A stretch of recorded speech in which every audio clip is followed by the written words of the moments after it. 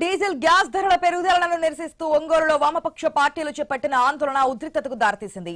RTC bus stand centre లో రాస్తారోకో చేపట్టి వాహనాల రాకపోకలను అడ్డుకున్నారు.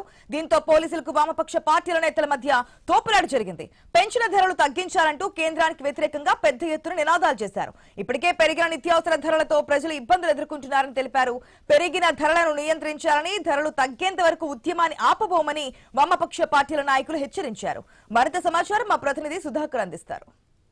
పెరిగిన పెట్రోల్, గ్యాస్, డీజిల్ ధరలను తగ్గించాలని చెప్పేసి డిమాండ్ చేస్తూ ఒంగోలులో వామపక్ష పార్టీలు ఆందోళన చేపట్టాయి. ప్రస్తుతం ఒంగోలు ఆర్టీసీ బస్టాండ్ లో రాస్తారోకో చేపట్టారు. పెద్ద ఎత్తున వాహనాల రాకపోకలను అడ్డుకొని రాస్తారోకో చేస్తున్నారు. ప్రస్తుతం పెరిగిన గ్యాస్ ధరలను తగ్గించాలని చెప్పేసి ప్రధానంగా డిమాండ్ తోటి వామపక్ష పార్టీలు అయితే ఆందోళన చేపట్టాయి. ప్రధానంగా చెప్పండి, ఇటీవల కాలంలో ఈ ఆందోళన ఎందుకు చేస్తారు?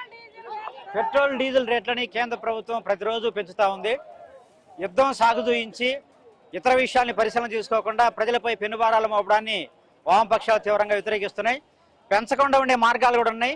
రాష్ట్ర ప్రభుత్వం, కేంద్ర ప్రభుత్వం ఇస్తున్న ట్యాక్సులు రాయితీ ఇవ్వగలిగితే ఇది తగ్గించడానికి అవకాశం ఉంటుంది.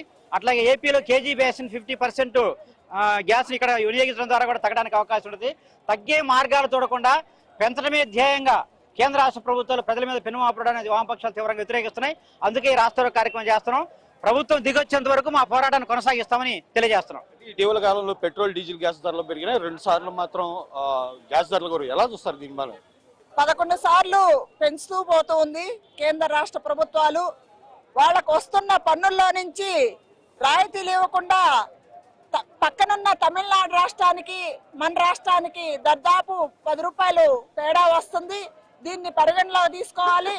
అలానే కేజీ బేసిన్ లో 50% రాష్ట్ర వాటా ఉంటే మొత్తం దాన్ని శుద్ధి చేయటంలో రిలయన్స్, ఆదానీలకి దాదాపు 80,000 లక్ష కోట్ల రూపాయలు ఆదాయాలు వస్తున్నాయి. కాబట్టి ఈ భారం అనేది పెట్రోల్, డీజిల్ ధరలు పదే పదే పెంచుకుంటూ పోవడం అనేది ప్రజల మీద మరింత భారం పడుతుంది. గ్యాస్ నిన్ననే మళ్ళా 29 రూపాయలు పెంచారు. కాబట్టి గ్యాస్ ధరలు, పెట్రోల్, డీజిల్ ధరలు వెంటనే తగ్గించి వామపక్షాలుగా డిమాండ్ చేస్తున్నాం.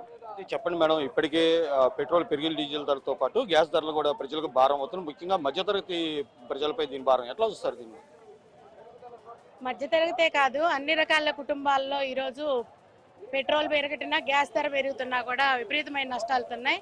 వెహికల్స్ విపరీతంగా పెరిగిపోయాయి. దానివల్ల పెట్రోల్, డీజిల్ ధరలు పెరగటం వల్ల కూడా అన్ని రకాల కుటుంబాల్లో చాలా ఇబ్బందులు పడతా ఉన్నటువంటి పరిస్థితి ఉంది.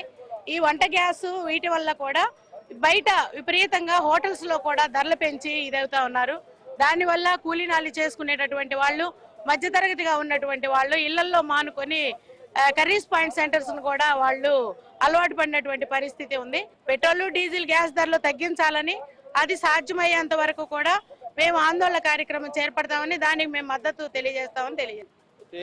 రోజు రోజుకి పెరుగుతున్న పెట్రోల్, గ్యాస్, డీజిల్ ధరలతోటి ఇటు ప్రజలు, సామాన్య మధ్య తరగతి ప్రజలపై తీవ్ర భారం నొప్పుతుందని చెప్పేసి వామపక్ష పార్టీల నాయకులు అయితే ఆందోళన వ్యక్తం చేస్తున్నారు. తక్షణం కేంద్ర రాష్ట్ర ప్రభుత్వాలు స్పందించి పెరిగిన గ్యాస్, పెట్రోల్, డీజిల్ ధరలను అదుపు చేసేలా నియంత్రణ చేపట్టాలి. పెట్రోల్, డీజిల్, గ్యాస్ ధరలు తగ్గించేంత వరకు మాత్రం ఆందోళనలో ఆపేది లేని చెప్పి వామపక్ష పార్టీల నాయకులు అయితే హెచ్చరిస్తున్నారు. Cameraman Ramaraju, Sudhakar, I news Ongole.